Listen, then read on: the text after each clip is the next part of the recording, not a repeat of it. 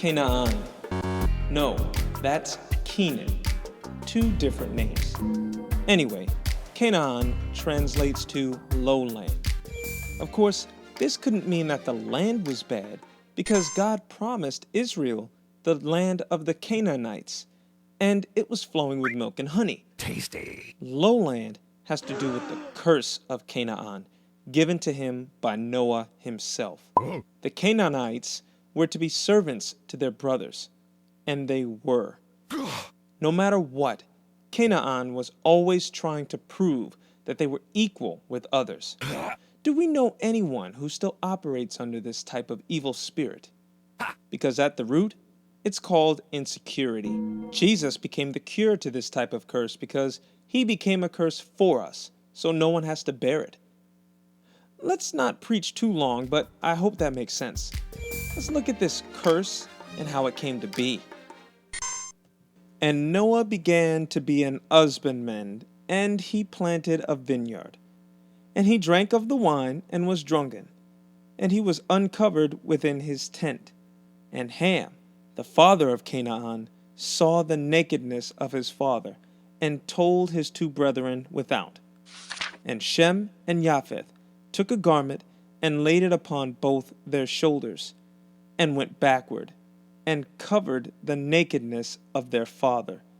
And their faces were backward, and they saw not their father's nakedness. And Noah awoke from his wine, and knew what his younger son had done unto him. And he said, Cursed be Canaan, a servant of servants shall he be unto his brethren. This has caused a lot of confusion down the years, because the situation is not understood very well.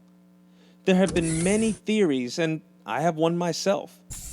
Look where it says, Ham saw the nakedness of his father, and told his two brethren. Now, many say that Noah merely got drunk and stripped naked, and Ham saw it and blabbed. Pretty uncool, I'd say, but for Noah to be so upset that he would place a curse on his grandson seems a bit far-fetched, especially seeing as to how, if he hadn't gotten drunk and passed out in the first place, he wouldn't have been in this situation. It also amazed me that Noah cursed Canaan. I always thought, why, Why would Noah just give one of those "you were born" hatred speeches against Canaan when Ham was the one who spied on his naked dad, which sounds pretty nasty even as I say it? I present to you a different possibility, a worse one. Behold. And if a man shall take his brother's wife, it is an unclean thing. He hath uncovered his brother's nakedness. They shall be childless. Now, according to this, a man's nakedness is not being naked. A man's nakedness is his wife. This is not the only time it's mentioned either. But imagine if we consider this truth. If Ham saw the nakedness of Noah while Noah was drunk and told his brothers, it wouldn't mean that Ham was a peeping Tom, but rather that while Noah was drunk, Ham actually raped his own mother. Think about that. If Ham were to do that, it might make Noah furious enough to curse him, but he didn't. Noah cursed Canaan, Ham's son. Maybe. Is it because Ham conceived and had a child with his own mother that Noah would curse that child? Could this child have been a child of incest? I'll present more evidence on that later. Right now, let's get to Canaan's sons. Now, the Canaanites eventually became Israel.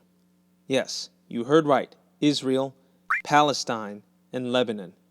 Let's show it to you.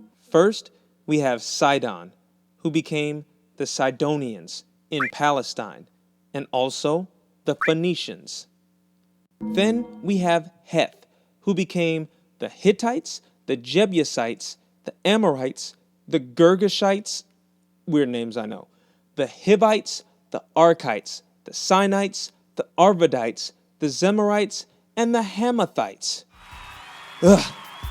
Well, where's the territory? Watch this. Afterwards, the Canaanites were dispersed. Dispersed means scattered. They went all over. So much for pure race.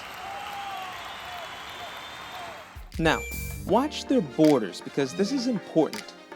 The border of the Canaanites was from Sidon to Gerar unto Gaza, which we know as Palestine, and goes to Sodom and Gomorrah and Admah and Zeboim and Lasha.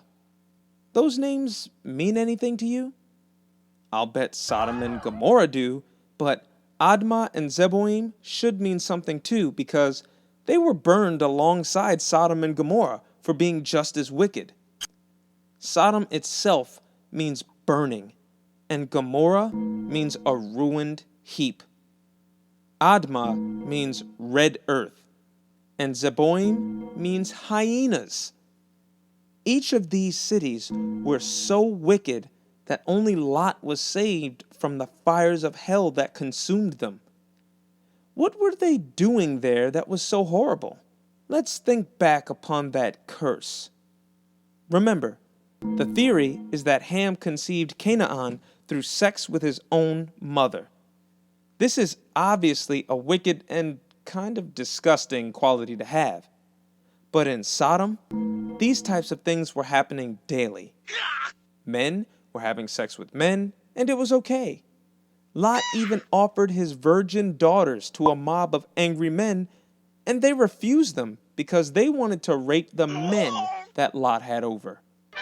Turned out they were angels, and the mob was killed. But Sodom burned in their lusts, and all of it was okay. Men married men, women married women, men married mothers, daughters, animals. It's all under the biblical definition of sodomy. While today's terms think of sodomy as merely anal rape, sodomy is actually all of these things, and one is not worse than the other. In the eyes of God, a man with another man is the same as a man claiming to be in love with his goat. In Sodom, it was okay for a man to have sexual relations with his goat, and many took pleasure in these activities. Lot attempted to get into Congress there and change things, but it didn't work out. Could it be that Sodom and the neighboring cities got this behavior from the very person they were conceived by? An incestuous relationship occurs, and then we have the children engaging in unnatural sexual relations. But hey, that's just a theory, a Bible theory, backed up by scripture and also explaining much of the current events. That's all on Canaan. A lot, I know. Click here to get back to Ham's genealogy.